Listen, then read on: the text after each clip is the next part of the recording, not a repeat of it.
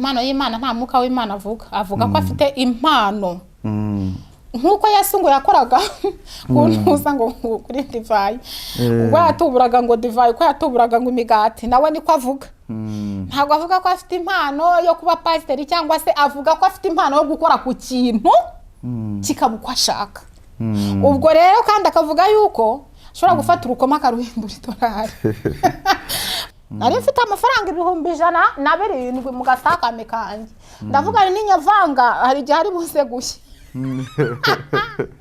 ngo manyafashe mu ntoki mbaza Eric wari wanumiye siri dolari ndarivunjisha Eric we ko nshaka amanyarwanda Eric ati rero wowe uze kumubwira nari kuvunjira atafite n'amanyarwanda ubwo rero nibwo namubwiraga ngo ntamvunjire amereza 30 bari kumbwira ngo barampa 25 nka 30 rero uriya mugabo niwe amafaranga yari yahishe niba koko uko yatweretse ako kantu ngo nta mwanya wundi wari urimo nimba koko birabitangaza ari byo nge ntago mbizi ariko icyo nzi cyo nuko nabonye afite amadolari 2 ahora azana buri munsi ntashobora gutubura ijana ntashobora gutubura imodoka ya mwiriwe neza turabashimira abakristo bavandimwe kuba mwaje gukurikirana ibiganiro kuri Sam TV show ikaba ari channel nziza ikaba ari channel yiyobokamana ikaba ari channel y'abana b'Imana so natwe turabana b'Imana nubwo ducumura ko ntawo mwisa dacumura ko n'intungane kubwira 17 gusa tukaba mbere yuko tuganira ku ijambo ry'Imana tugomba kubanza kwiyeza tukabanza imitima yacu tukayegereza Imana so nagira ngo sheri wanjye adusengere gusa abanza bundi kwihana Imana imbabarire kuvuga nabi Imana imbabarire gukora ibitayishimishije Imana imbabarire n'ibindi byose naba nibagiwe byose Imana imbabarire Imana imbabarije no kubona mvugana nawe nabi sheri rwose Imana igimfasha nibizongere Imana imbabarire ya tukaba uyu munsi twaje gutaramira kuri Sam TV show ikaba ari channel y'umukozi w'Imana Sam tukaba tumushimira kuba yadutumiye uyu munsi twaba turi bwige ku ijambo ry'Imana nge na sheri wanjye kandi burya iyo ugiye kwiga ijambo ry'Imana uramanza ukiyeza ntaho mwese adacumura twese turacumura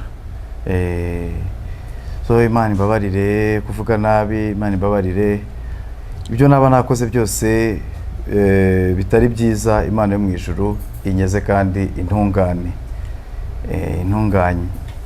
sheri wanjye nawe nge ntago ndi bubwira Imana ngo Imana imbabarire iyo hari mugenzi wanjye twagiranye amakimbirane niwe nsaba imbabazi kuko Imana yo ibiri mu ijuru iyo wagiye kubwira mugenzi wawe nabi ntago bihashye wowe uramubwira ati umbabarire kuko navuze gutya ye yakubabarira ukabona no kubwira Imana ngo Mana umbabarire kuko abantu babiri nibo bagomba gusabana imbabazi nitumara gusenga hari akantu ndi bubwire abantu ntago nigeze mu mujene badi sindi nawe shobora no kutazaba we ariko hari akantu ndi bubabwire kandi ndakababwira kuko ari akantu keza nkunda ariko sindakababwira kuko icyo cyicire nakinyuzemo ndakababwira kubera ko ari keza kandi nifuza ko mukamenya ngere ku ruhande rwanjye nsaba uwo twagiranye ikibazo imbabazi yamara kuvuga ngo ndakubabariye n'Imana nayo ikagira ite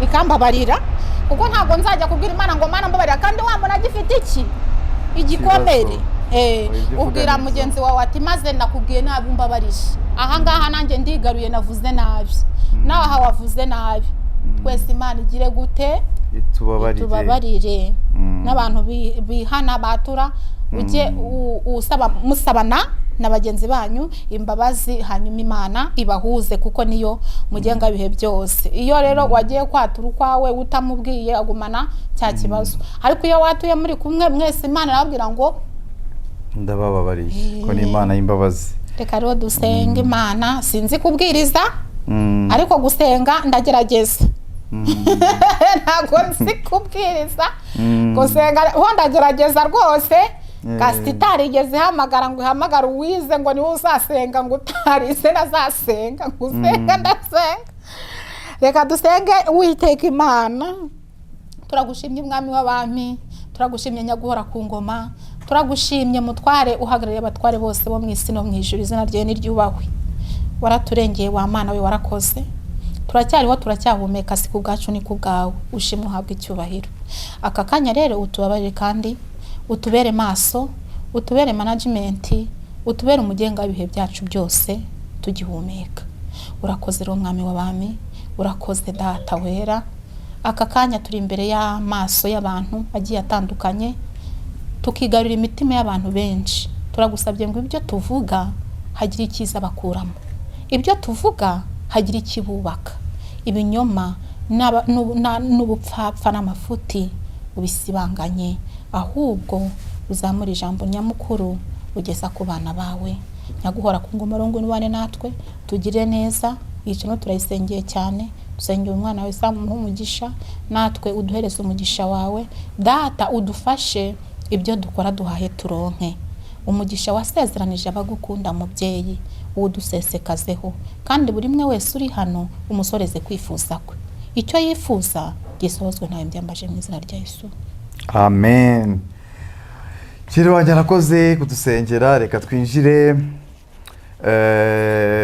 dutangira ariko hari umuntu maze iminsi ndi kumva witwa ngo ni impano y'Imana uwo uriya muntu koko akoresha umwuka w'Imana cyangwa n'indi myuka impano y'Imana nta mwuka w'Imana avuga ko afite impano nkuko Yesu ngo yakoraga kuntuza ngo kuri divayi ubwo yatuburaga ngo divayi ko yatuburaga ngo imigati nawe niko avuga ntabwo avuga ko afite impano yo kuba pasiteri cyangwa se avuga ko afite impano yo gukora ku kintu kikaba uko ashaka ubwo rero kandi akavuga yuko ashobora gufata urukoma akaruhindura idolari impano y'Imana rero ngira gutya aje mpura nawe maze guhura nawe nigeze kumubona akorana n'uwitwa Pastor Claude ntago nari muzi tunarahura ntago ntigeze menya uwo turi buhure barambwiye ngo hari umuntu bashaka ko dukorana ikiganiro ariko sinigeze menya nimba ari nagiye kubona mbona yikubisa aho ngaho araje noneho barambwa ati rero uyu ni wa mugabo usigaye avuga ko ari umutubuzi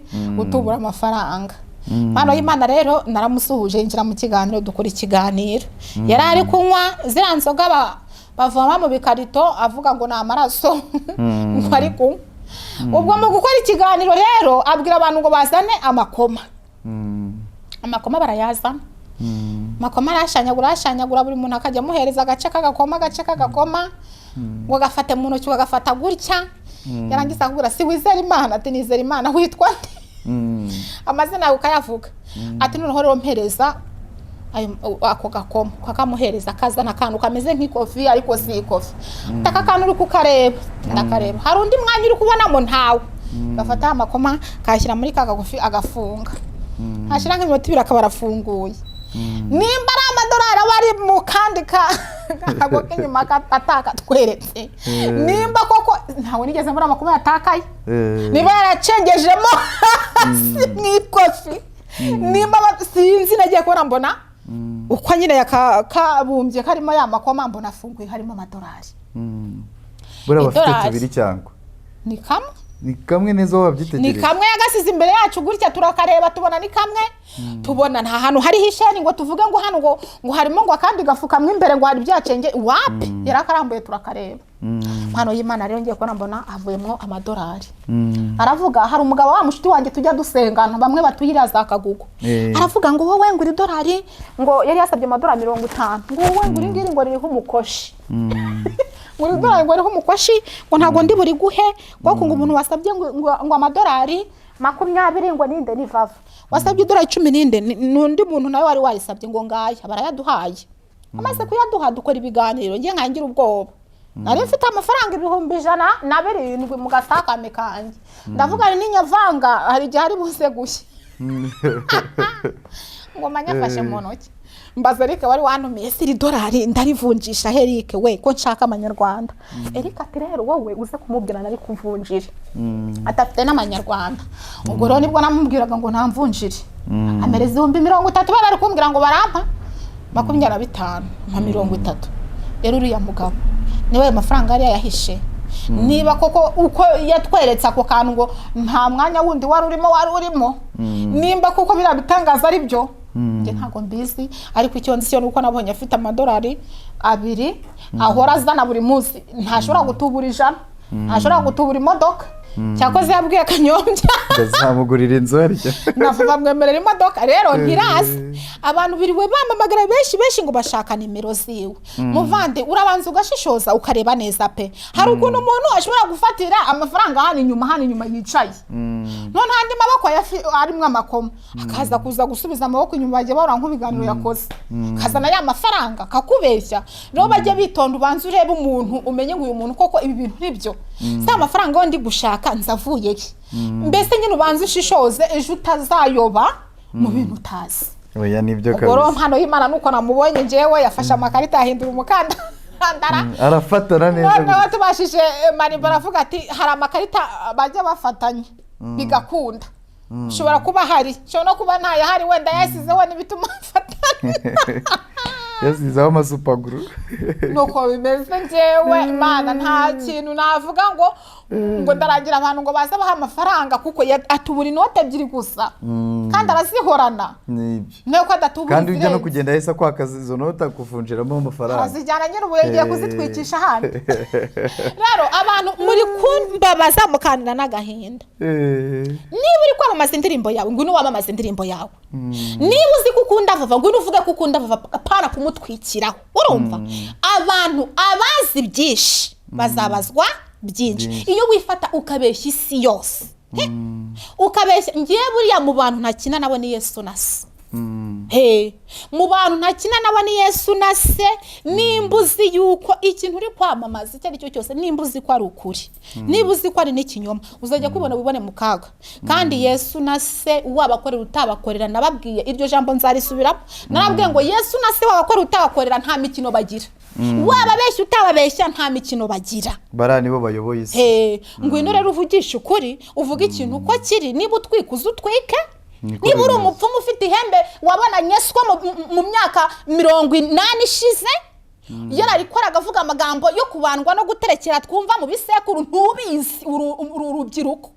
Ariko uzajyaho ngo uvuge ngo sogokuru ngo yari afite ngo ihembe, ngo niba ngo yari afite ihembe ngo nanjye ngomba iryo hembe rya sogokuru wawe uzira rikoresha gate. Si byose ukwiye kugendera n'Imana mu mirimo n'ibitangaza. Ibyo byabakera bibisekuru, ibyo byo kubambwa no guterekera, ibyo byo gutubura ugafata iby'Imana iguhaye. Rero niba uzifata ukaza kubeshya isi yose, nyuma ejo nufungwa, nyuma ejo nuhura n'ibibazo n'akazi kawe. Ibiri ukuri ni bibukuri, ibiri ibinyoma nabyo bibiki bibi binyoma.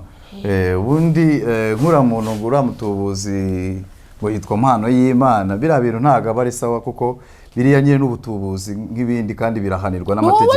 Ubutubuzi bihanwa n'amategeko. Nayo ngo jara kubimubwira cyane kabisa mu itegeko birimo. Nose ubwo umuntu ngo namena amagazi ya 25 y'inzoka. Umuntu arafasha arayamenye. Ni kuba umuntu ari guhombya igihugu. Ari guhomba akahombya n'igihugu. Fasha amakazi ya 25 arayamenye ngo nagera mu rugo ngo rasanga ngo huzuye andi meshi. Ngo rambura igitambaro hari ngo ushyire inote ya 5 ngo n'igiceri cy'ijana. Igiceri n'ikibura. Mu wanongera mu rugo ngo asanga yuzuye. Ibyo bintu wapfa kubyemera 100% mu by'ukuri. Kirazira. Ibibazo rero nibushishoze Satani muri iminsi ari kuyobya abantu. Kandi umenye ko nabashaka iki abayoboke. So dukomeza mbere yuko dukomeza nagira ngo twige kuri ino jambo ryo muri Matayo 24 rivuga ko ibi bintu by'iyi minsi turimo nyine ni minsi zaza, ariyo minsi tazaba ari myiza, izaba irimo abo bantu babatubuzi, izaba irimo abo bantu badakunda Imana, izaba irimo abantu batari beza nyine. Reka dusome twumve uko havuga muri Matayo 24 turahera ku murongo wa mbere. Ndasoma kugeza ku murongo byibura wa 11. Yesu asohoka mu rusengero, akigenda abigishwa be baramusanga bashaka kumwereka iby'imyubakire y'urusengero. Arababwira ati nimurebe ibi byose ndababwira ukuri yuko hatazasigara ibuye rigeretse ku rindi ritajugunywe hasi. Yicaye ku musozi wa Elayono, abigishwa be baza ahari biherereye baramubaza bati tubwire ibyo bizaba ryari, n'ikimenyetso cyo kuza kwawe n'ikimperuka y'isi ni ikihe? Yesu arabasubiza ati mwirinde hatagira umuntu ubayobya, kuko benshi bazaza biyita izina ryanjye bati ni jye Kristo, bazayobya benshi. Muzumva iby'intambara n'impuha z'intambara, mwirinde mudahagarika imitima yanyu kuko bitazabura kubaho, ariko imperuka izaba itaraza. Ishyanga rizatera irindi shyanga, ubwami buzatera ubundi bwami, hazabaho inzara n'ibishyitsi by'inzara hamwe na hamwe, ariko ibyo byose bizaba ari itangiriro ryo kuramukwa.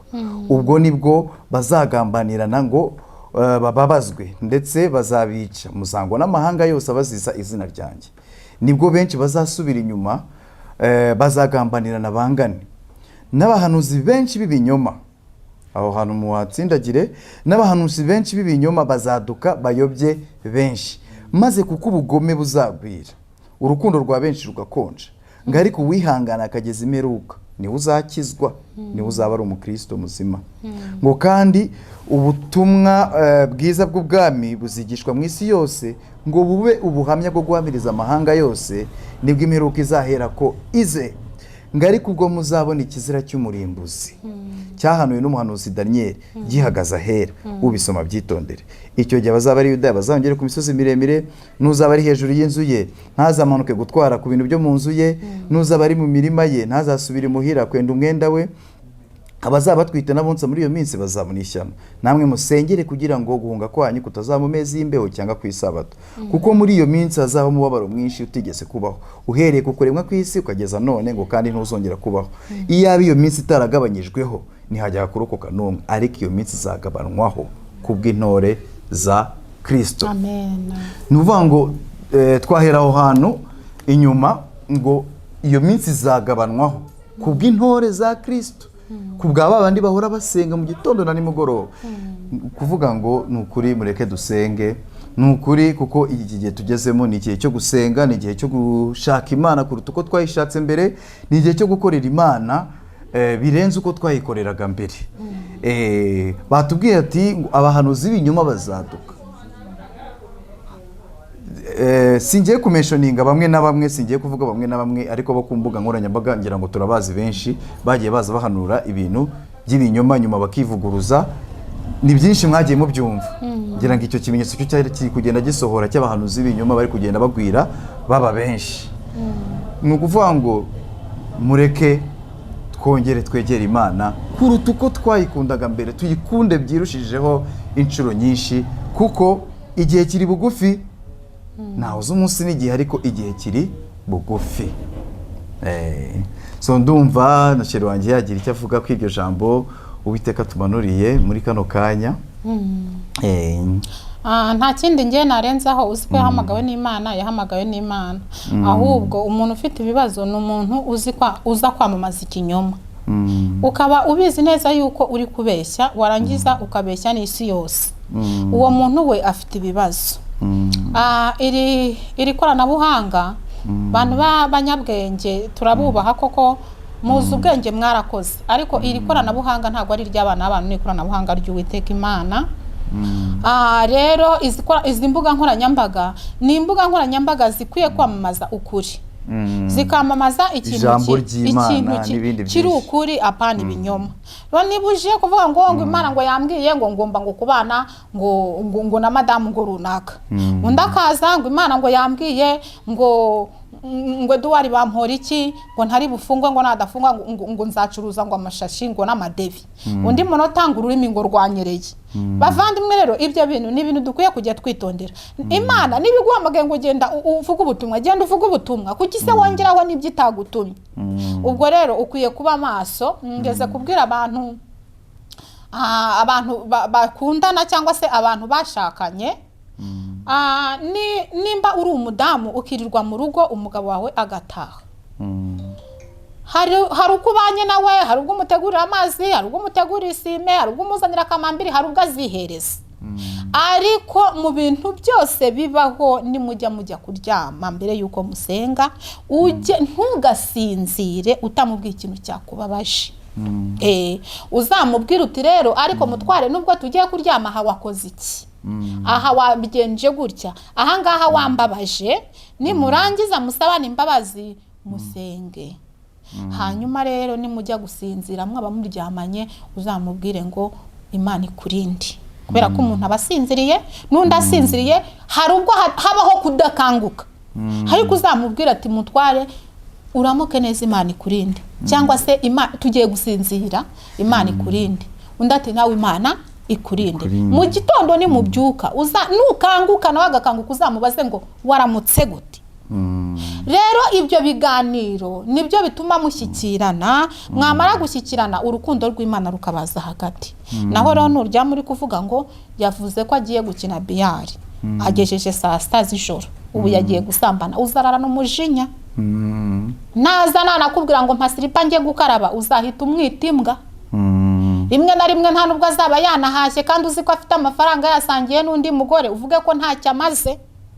Ariko ubundi abakuru baravuze ngo amagambo, hari n'indirimbo yo mu badive ibivuga, amagambo y'intonganya ntago aregama mu kanwa, ariko umutima ujya uyacubya atararuha asohoka.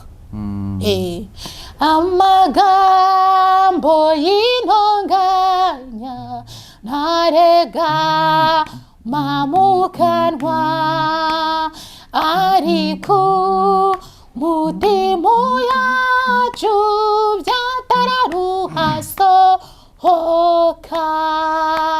Mukundane rwose, Yesu aravuga ngo ngiri tegeko ryanjye mbahaye. Mukundane rwose, Yesu aravuga ngo bana banjye mukundane. Hanyuma mukundane rero, niba mwababazanyije musabane imbabazi, kuko nimba umugabo ari pasiteri akajya mu rusengero akajya kubwiriza uzi ko yatashye saa 6, niba umugore uzaba wicaye aho ya mavuta niyo azaba yafite ntabwo uzayafataho ngo bikunde, kuko uzavuga ati dore uko kimeze. Nk'urugero Dawidi yagiye kubyina hehe mu rusengero, amaze kubyina umwitero uratakara, umugore aravuga ati ariko buriya Dawidi buraruzuye. Dawidi ati njyewe nabikoreye imbere yandi, imbere y'Uwiteka. Rero nawe hari ubwo umugore wawe azagupinga bitewe naho waraye, ariko kuko mwuka wera kuzaho byanze bikuzagenda ugira gute utanga ubuhamya. Ariko wowe ufite ibibazo, niba hari amavuta y'umwuka wera kuriho ukajya kuyavanga n'ibyaha, bya bindi uzavuga ntibizafata. Uwo mubana ubwe ntabwo uzamwigisha ngo bikunde, nujya no kwigisha abandi, kuko iwawe nta mbuto mu rugo hweze ntabwo hanze bizafata. Ubwo rero ukwiye kumenya niba uri pasiteri kuki uhamagara abakobwa bafite amabuno meza. Niba uri pasiteri kuki uri kubona bafite inyinya nziza wakunze uyu mugore wawe. Njyewe hari igihe njya mbwira Yesu nti hari ibintu njya mbona, niba uri umupasiteri ugomba kwakirwa n'umugore wawe. Nimba uri umupasiteri ugomba guhitamo umugore umwe akaba ari ubana nawe, abandi beza bose ukabashyira ku ruhande. Mumbabarire rero mugendana n'Imana mukuri no mu mwuka, hanyuma mwe kuvanga amasaka n'amasaka, niko padiri yavuze. Mumbabarire rwose bantu muza kuvuga ibintu bidahari ngo mufite amavuta, ngo Imana ngo yabatumye, ngo Imana ngo yababwiye, ngo Imana yaberetse. Nakazi kanyu, akazi kanyu ishobora kuba yarahamagariye mu kavuyo, ikaba yarahamagariye mu kavuyo ukaba winjira bigakunda, ariko ukaba utazasohoka ngo bikunde. Sibyo. Nibyo kabisa. Nukuri umva inama sheri wajya ari kubagira, nukuri ni inama y'ukuri kandi ya nyayo. Ushobora kuko Papa Jesus nta mikino agira. Nukuri Papa Yesu nta mikino agira. Nayo nyine umukorere cyangwa umwihorere. Umukorere mukuri no ngo hari ijambo ryanditse mu byahishuwe ngo igihe kirageze ngo noneho ngo abantu bakore mukuri no mu mwuka. Ngo kuko abantu bari mu mayira abiri ije kubaruka wa wundi udashyushye cyangwa konje izamuruka. hari umumama uherutse gutanga ubuhamya aravuga ngo uza kuvuga Yesu ucomotse. uwo mumama ngo yabaye ku mihanda ngo akanywa itabi n'umugabo we nyine mbese ngo bakarwana ngo bamenyanye nyine bamenyanira ku mihanda. none hajya avuga ngo uje kuvuga Yesu ucomotse. hari igihe waraye usambana wihannye, hari igihe waraye wiba wihannye, uje kuvuga Yesu koko nibyo ariko uturutse he?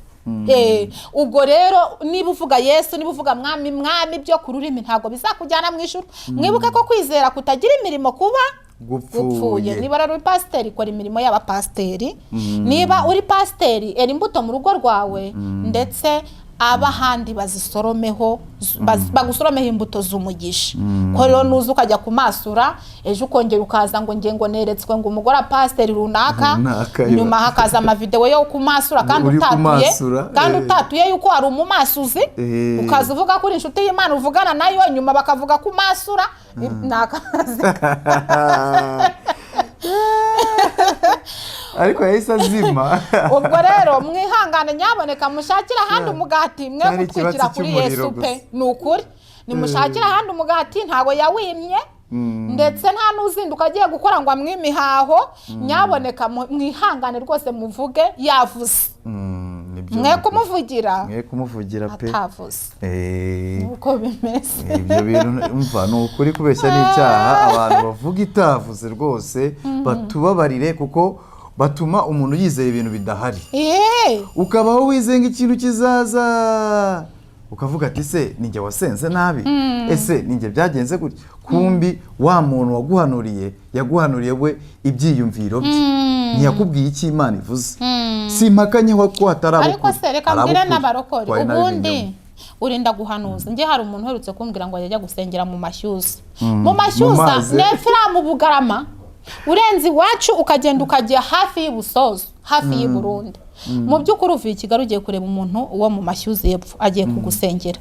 muvandi wowe upfukamye ugasenga ukatura ugasenga ntusengere ku byaha. uzi ngo ya Mana ya wa muntu wo mu mashyuza we ntiyakuzaho? si ibyo se wewe wikihutira kuvuga ngo reka njye kureba Imana wo mu Bugarama. banza ugire imirimo myiza. uvuga ate se ndi umukobwa sinywa inzoga n'itabi, sinigeze nkuramo inda, wenda se mfite n'igishoro, ni gute nzabura umugabo? urumva? ahubwo se uzarara unywa itabi urara uri kunywa inzoga ngo wagiye gusenga Imana ngo ushaka umugabo ngo ufite imodoka? si ibyo. ushaka umugabo ufite imodoka se wowe ufite iki? wageze kuki? rero gira imyitwarire myiza, ugira imirimo myiza, hanyuma rero bya bindi uri kujya kubaza Imana izabigwa kuko ubona yuko witwaye neza, kuko ubona yuko ubikeneye kurusha kujya kubibaza umuntu wa Nyagatare cyangwa uwo mu Bugarama.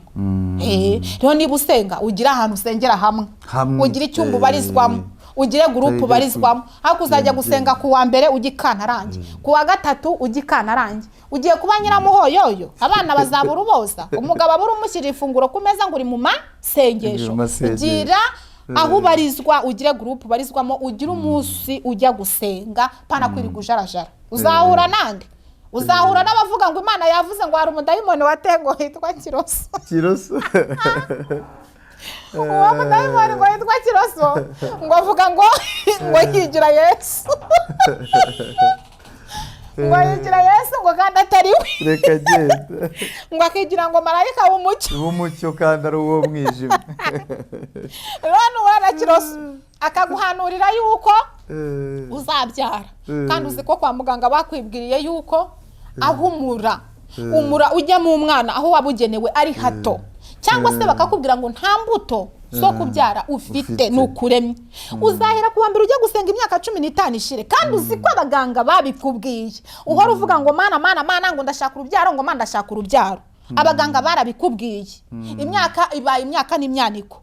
umuntu usengera ahangaha, umuntu wahangaha kubwira ati ndi kubona bimeze gutya na gutya ushobora kubyara ariko bishobora gutinda kuki utatekereza impamvu avuze ko bizatinda gutinda bisa no guhera wowe ugomba kwireba ukitekereza atari kuko maze imyaka 12 ushobora gusanga koko nangizo ntanga ntazo mfite se kuko maze imyaka 20 se kuko ngumye njya gusenga ese abapfumu bagume banje yanjye nawe ukitekereza ukigira inama uhereye ku buzima bwawe urumva ye rero ntabwo Imana izakora ibitangaza ku ngufu ntabwo Imana izakora ibitangaza ari uko wagiye ikanarangi ikorera ubutayo ubwira Imana ikikubabaje ubwira Imana ikintu mbese wabuze mu buzima bwawe pana kujya gushaka runaka uziriwe aragusengera uzavuye uzarara akora ibiki izere numara kwizera hanyuma ugendana n'Imana yawe ku rwego rwawe no ku rugero rwawe pana kwizera ngo hateye ngo pastor ngo bitangaza bihe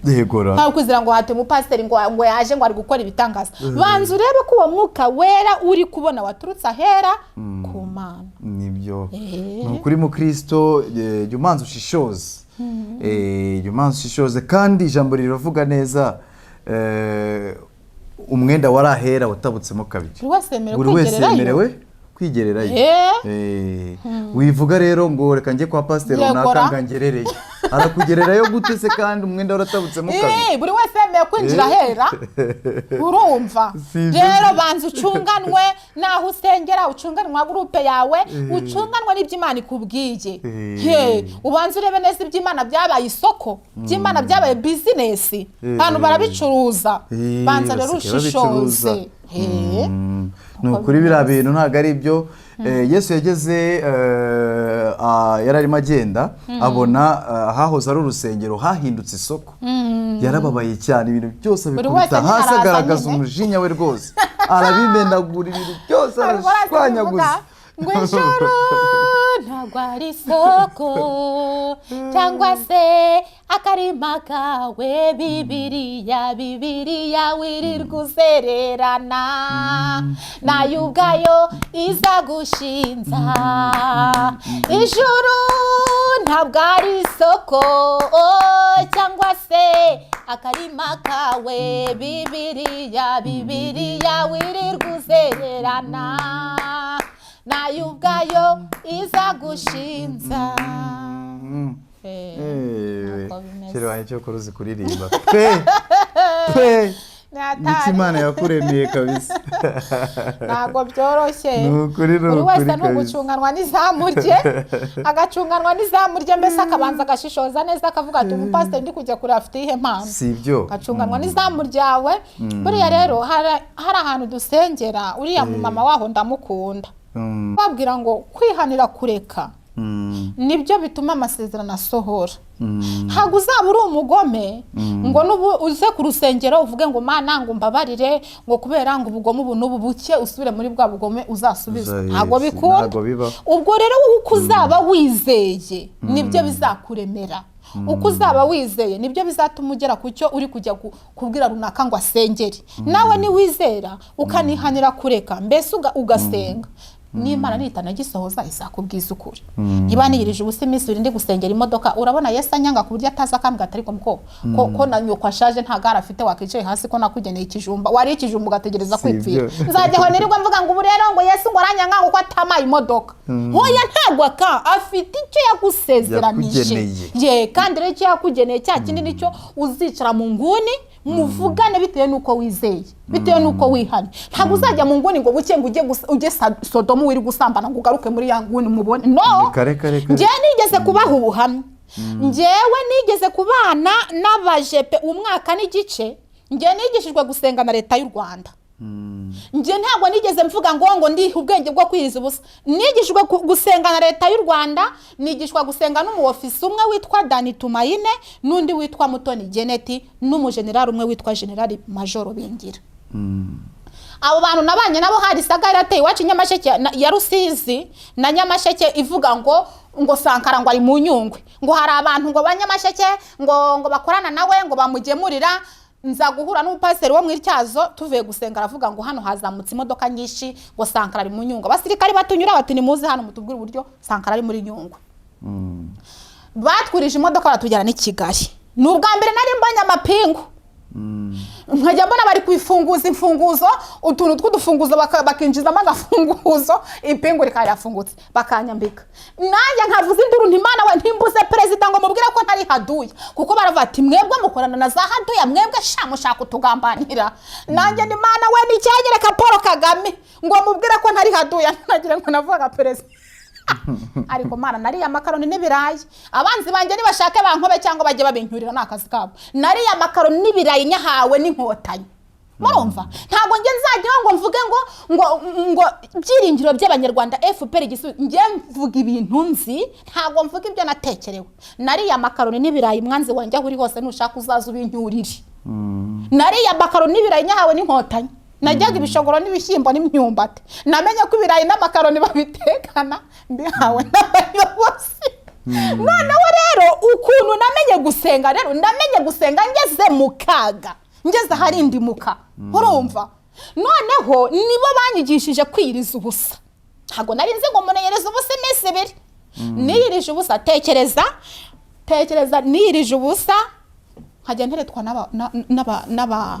n'abasirikari bakomeye abasirikari bakaza bakansanga muri shambura hano twari turi kwa mukobwa kuri mwiza waza gutera inda ugasubira iwanyu utwite urumva abasirikari bakaza bakanganiriza bashiriza amajoro bakaza bakanganiriza bakanzanira amazi bakanzanira fanta bakanzanira amata bakanyitegereza Mana perezida wa repubulika aho uri hose Imana izaguha umugisha aho uri hose ntagira inkana mfite ntanzu nahawe ariko kubera ubumwe n'amahoro n'umutekano aho uri hose Imana izaguha umugisha igisumba byose izaguha ubugingo badushyiraga ku masempure meza byo kwiyorosa byiza amagariderobe amadushe meza yo gukarabiramo amavuta amakotegisi noneho umusirikare umwe witwa Mutoni arambwira ati Valentine Imana niyo ishobora byose urasenga cyangwa ntagusenga ntago nsenga naringize imyaka hafi 18 ntazi kwiriza ubusa uko bigenda natangiye gusenga impamvu mbabwira ibyo byose ndi gushaka kubinjirira ukuntu ushobora gukora amasengesho ukabona ikintu imbere yawe kandi gikakora ikimenyetso gikoze ukazakibona ngiye nakoze natangiye amasengesho y'imisi nasenze amasengesho y'umunsi umwe n'igice bundi nsenga y'ibiri bundi nsenga y'itatu natangiye mu kwezi kwa mbere mu kwezi kwa munani nibwo nabonye umuntu wambaye ikanzu yera rwana aravuga nari ntangiye gusinzira ariko ntasinziriye neza aravuga ngo iki cyorezo cyaturutse iryo jambo yavuze bukeye numva ngo covid noneho ikindi yaravuze ngo humura uzataha rira n'iterabwoba nta mwanzi uzahungabanya igihugu cy'u Rwanda n'umwe noneho mbibwira umufisa twabanaga arambwira ati rero iyo warose ubona umuntu wambaye ikanzu yera bari imbaraga zikomeye najyaga mpera mu gitondo ndirimba nkageza ari mugoroba barambwira ati wowe uri umukobwa wa perezida we nta nuzagukoraho n'ishambo ruzayigumamo nta muntu uzongera kukwimura ubwo bakangaburira mu gitondo igikoma cyiza n'amata n'umugati nkajya gukaraba saa sita nimugoroba ibyo kurya byiza bigiye bitandukanye inyama n'ubugari n'amafi n'ibirayi narabiriye urumva ariko aho hantu muri leta indani niho naboneye Yesu niho nabonye umuntu wambaye ikanzu yera niho narose kamera ihagaze ku maguru abiri y'umukara ndayabona nibwo narose mbona umuntu afungurira impano nyinshi zigiye zitandukanye mbona miliyoni n'igice amafaranga menshi narabaze byari 18,000 nibwo narose Imana impindurira igihumbi nakoreraga ku munsi nirirwa mpingira umuturage cyangwa se nkora ntago kuvugira umwami wanjye bizankunda wowe wa musore ujashaka kundambagiza ntukandambagize urumva ntago uzambuza gutanga ubuhamya bw'ukuri najyaga mvi wacu Musenyi nkajya kwa mama wacu cy'impindu nkajya gusaba ibijumba nukuvuga ko ndi mubi ku buryo nta musore wari kungurira ikanzu nukuvuga ko nta musore wari kungurira telefone ariko naramurindiriye kuko yari yavuze ibyo nshaka kukumvisha ro wamurokora aho uri hose usonzane nawe uzabwirirwa amenye ko wabwiriwe uzababara amenye ko wababaye azatinda kugusubiza ariko ntazahera rero ayo masengesho nakoraga umunsi ku munsi amezi 8 yarayazirikanye arinda n'ijambo yambwiye araririnda abona agendanaga nawe nkumva ngo babishe hari umukobwa witwa Nyampinga ari inshuti yanjye bamuteraguye ibyuma ageze munsi y'iwabo atagiye no mu kabari bazaga kutwicana kuko yari inshuti yanjye bamuteragura ibyuma arasigara, undi ajya gusura umusore ahantu bita kuri Nduba, umusore amugambanira amuteragura ibyuma, undi ajya koga mu Kivu ararohama, undi bamurangira akazi yari yarize ngo zibamuha akazi abatubuzi batumagira amasetress atuma ajya kwiyahura. Abo bose nari ndi kumwe nabo, ariko kuko hari ikintu yari yaravuze irakirinda. Noneho rero nyuma yo gutandukana nabo bayobozi sengerwa n'umuma witwa Esperance, arambwira ngo Imana ngo ikwemereye icyo kurya n'icyo kunywa. Njyewe Imana inyemereye icyo kurya n'icyo kunywa se kivuye he? Kitari ibijumba, kitari ibishyimbo. Ati Imana ikwemereye icyo kurya n'icyo kunywa kandi uzarya amahanga yose azabireba. Urumva umuntu wakoreye igihumbi, wavuye guhingira igihumbi, kumubwira ngo Imana ngo izaguhuza n'abanyamahanga ngo kandi umuntu azaguhamiriye, urumva ari kubyemera? Ntabwo wari kubyemera. Umuntu wavuye gusaba ibijumba kwa nyina wabo kumubwira ngo wowe uzatunga amafaranga 500, ntabwo yari kubyemera. Imana rero sinzi ukuntu yabigenje, inyibutsa ati muri family yanyu hari umuyobozi umwe witwa Duwari Bamporiki, nari ntaramubona imbona nkubone, naramwumvaga. Irongera inyibutsa ati muri family yanyu hari uwera Jean Maurice wezi Kigali.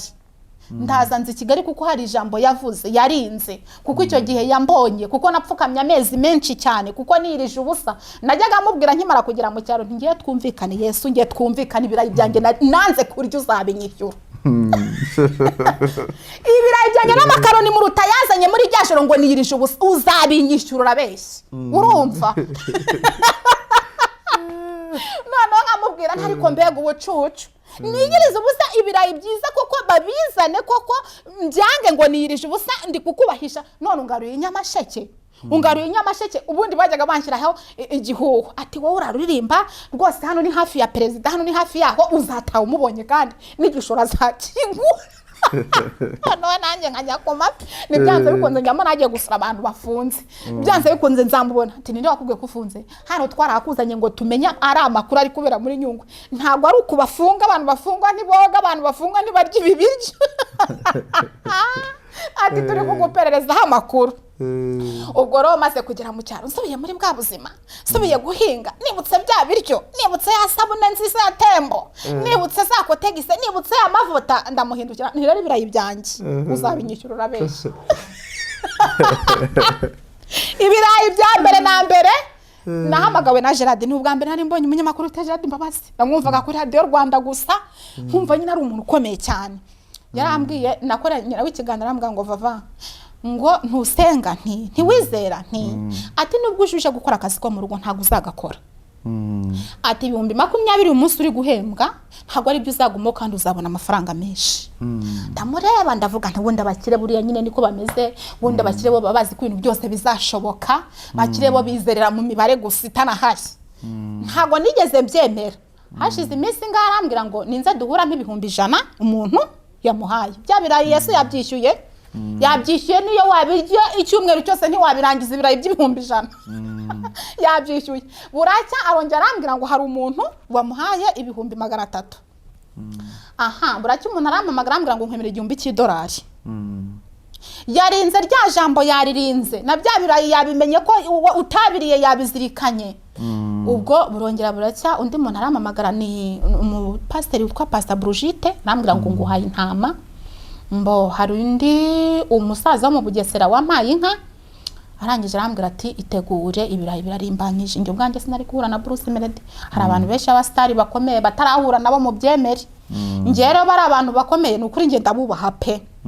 Guhura nawe byarantejeje cyane kuko namubonaga kuri televiziyo ndi mu cyaro mbona ari umuntu urenze pe, kandi koko ni umuntu ukomeye uriya muntu. Arangije mu 280. Mu by'ukuri ayo mafaranga yose nagiye ngenda nakira, ntago nakiriye kuko mfite diplome, ntago nayakiriye kuko hari umufamiliye wanjye ukomeye wamfashije kumenyekana, wagiye unsunika ni Yesu wenyine wanyisunikiye. Niyo mpamvu rero nkubwira wa mukobwa we, aho uri hose usenga ntago Yesu akorera mu kavuyo, nta nubwo Yesu akorera mu rusaku, nta nubwo Yesu akorera mu isoko. Niba usenga senga, niba ujya mu isoko jya mu isoko, niba uri mu kavuyo jya mu kavuyo, wowe umurindire. Kandi mu isengesho rya usenga uzagira ikintu mwibutsa cy'ukuri. Urumva ko ngiye namwibutsaga, wibuke ko nirije ubusi iminsi 3 n'amajoro angahe yose birayi sinari kubirya se. Ntibari babinzaniye babiteguye neza ari abayobozi, sinabwiye nirije bakambwira ati nujya wiyiriza ubusa ujye ubitubwira kugira ngo nyine mbese babaraga abantu bari bugaburire.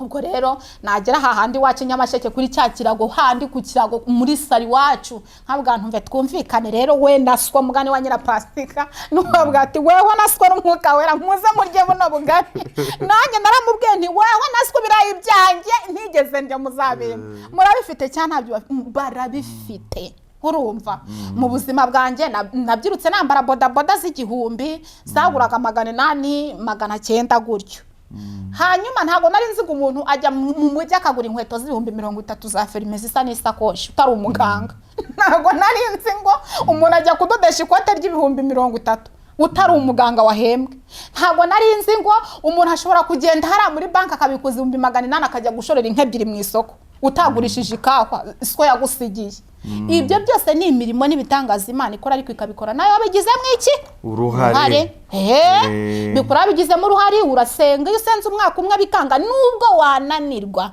azazirikana bwa butayu azirikane rwa rugendo wagenze azirikane wa musore niyo yasanga urangaye ariko azagusubiza kuko hari icyo yakuvuzeho azarinda rya jambo yakuvuzeho nawe aririnde kandi ntazemera kutaha akuri mideni hari igihe najyaga nsenga Imana nkabwira Imana ngo Mana icyo utampaye ntacyo kuko narebaga abagenzi banjye bose bagiye bapfa nge nkaba nkiriho ngihumeka nkabwira Imana ngo Mana icyo utampaye ubwo ntago cyari icyanjye icyo utampaye nta gihari kuko ntacyo mushinza pe ntacyo mushinza kugeza kuri uyu mwanya icyo atampaye ubwo si icyanjye kandi nkanamubwira ngo rero wabanye nanjye uramfasha unkura mu buzima bubi aka kanya nshobora kuzindukira ku mureti nk'umuntu ufite akazi ka leta ntako ngira urumva aka kanya nshobora gutanka ajya gupimisha ikiro cy'inyama nk'umugore w'umucuruzi nta mugabo ngira aka kanya nshobora kujya mu iduka nkamanuza ikanzu ya 30 nta musheri wayinguriye izo ni imbaraga ziwe nta na diplome y'ibyo nigiye nakoze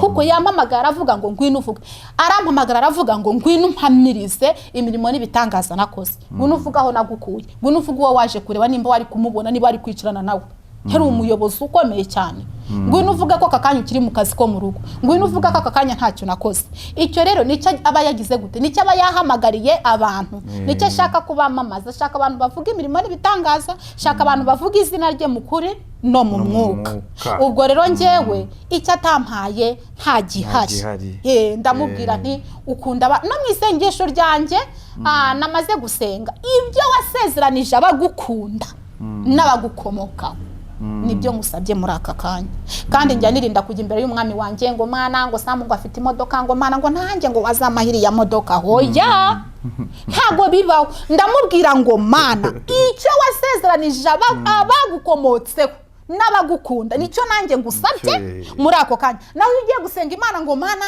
ngo urafite imodoka ngo uriya ngo afite inzu nziza ibyo birasa n'ishyari urumva genda imbere y'Uwiteka Imana ubwira Imana ngo Mana ubwira Imana ngo Mana umfashe undengere icyo wansezeranije aba ari cyo kigira gute kiba none abubwira ngo urashaka inzu ntuzamubwire ngo ariko ngo runaka ko ayifite arayifite uzimigisha sakorera uko ingana uzisaho yayikuye wowe nyurwa n'ukuri ubundi bindi byose Imana izabigufasha ariko nawe wabigizemo iki uruhare niba rero umukobwa ukabusenza imyaka 25 usengera umugabo ntumubone ushobora kuvayo ufite abusambana nabo yaza kukura ku rutonde rw'abasengera umugabo agasanga ntuhari urumva hari marayika uzutwara imigisha uza gutanga gucyura ibyo imihigo twahize akayishyira Uwiteka niba rero wahize wamara guhiga ukigendera naza akaza kukureba raporo yawe ntari bukubone arigendera ubwo rero senga numara gusenga ariko se sibye na Yesu uzaba uri umukobwa ubyirukire muri karitsiye unywa inzoga n'itabi umusore naza kukurambagiza abantu muturanye bazavuga nkuki sibyo bazavuga kuri icyo manzi bazabwira umuhungu ati ura nta kizakumarira rero ujye ubanza urebere ku bana abantu mwanya wo kurebera ku Uwiteka Imana yanga icyaha niba uvuga ngo uri umunyamasengesho utandukanye n'abasambanyi niba uvuga ngo uri umunyamasengesho utandukanye n'abasinzi niba uvuga ngo uri umunyamasezerano hagarara ku munara wabu genewe oya nibyo sheri waje urakoze cyane ni inama ikomeye cyane ubuhaye abanyarwanda muri rusange b'abakristo n'abandi bose ko bazagikurikirana kino kiganiro n'ukuri inama utanze ni inama y'inyamibwa niko bavuga so dusoza ndumva nanjye nabahereza igitero kimwe cy'indirimbo y'Imana ubundi tugasoza. Ni indirimbo sheri wanjye yarayizi nigeze kwiririmba mu gitaramo kiza gukorana kuri channel yitwa On a White Horse. Ni indirimbo nkunda cyane, ni indirimbo isubiza mu mavuta, ni indirimbo yanditse neza, ni indirimbo mbese y'ibigwi niko nayita. Nikanyiririmbeho gatoya. I saw a white horse, he who sit on it was given a crown, and went out conquering and conquer all the world. I saw a white horse, he who sit on it was given a crown, and went out conquering and conquer all the world. Now I saw the heaven opened, and behold, a white horse, he who sit on it, he called the faithful, he saved all nations, and judges all nations, and conquered all nations. With a lot of iron, he was caused enveloped deep in the blood of Jesus Christ. His name is called the Word of God, for all the time. Out of his mouth goes sharp sword, that with it should strike nations, and rule all the nations. I saw the beast and their army gathered together to make a war against him who sit on a white horse and his army. The beast and those who received the mark of the beast were cast alive into the wreck of fire burning. I saw a white horse, he who sit on it was given a crown, and went out conquering and conquer all the world. I saw a white horse, he who sit on it was given a crown, and went out conquering and conquer all the king shall have joy in no strength and no salvation. How great shall me rejoice in no strength and no salvation. I have buried the strength into my heart, O God. I have kept your word into my heart, O my God. You will make those of synagogue of Satan, secret society, who say they are believers and they are not believers from God. You will make them come and worship before my feet, and they will know that I kept your word into my heart, so that you will protect me from the hour of the trial. We shall come upon what to test all the world. You will make those of synagogue of Satan to be defeated by he who sit on a white horse. Amen. And I saw a white horse, he who sit on it was given a crown, and went out conquering and conquer all the world. And I saw a white horse, he who sit on it was given a crown, and went out conquering and conquer all the world. Niyo ngiyo indirimbo ni indirimbo ibanikira mu mavuta cyane. Zanayibashyira mu Kinyarwanda. Ni indirimbo nziza yanditse neza, ni indirimbo mbese rwose. So dusoza tukaba dushimira abadukurikiranye, tukaba dushimira abantu bose muri rusange, akaba ari njyewe na sheri wanjye. So tukaba dushimira abakristo muri rusange n'abapasiteri bazima, nongereho bazima, n'abantu bose muri rusange bakunda Imana. Imana yo mu ijuru ibaho umugisha. Reka na sheri wanjye agira icyo avuga adusoreza tunasenga. Murakoze cyane, Imana ibarinde kandi Imana ibaho umugisha mu byo mukora byose. Sengera n'abantu. Mana yacu, Mana nziza, Mana ikomeye, turagushimye, turaguhimbaje. Data, kuza imbere yawe ntujya urambirwa, kuko uri umubyeyi nyagora ku ngoma ari umwami w'abami. Aya masaha reka utugire neza, tugiye gutandukana, dutandukane kubw'umubiri ariko imitima ukomeze kuyihuriza imbere yawe. Kandi rero Data, iki turaje ishinga cyatuzinduye ni ukugusaba umugisha wawe. Rero ngo nubane natwe, utugirire neza, buri muntu wese umutubare ku rwe ruhande, buri muntu wese umugire neza, buri muntu wese umurengere, uturinde amaraso ya Yesu umwana wawe dutwikire, kugira neza kwawe n'ubuntu bwawe bone natwe iteka ryose. Mbyambaje mu izina rya Yesu. Amen. Amen.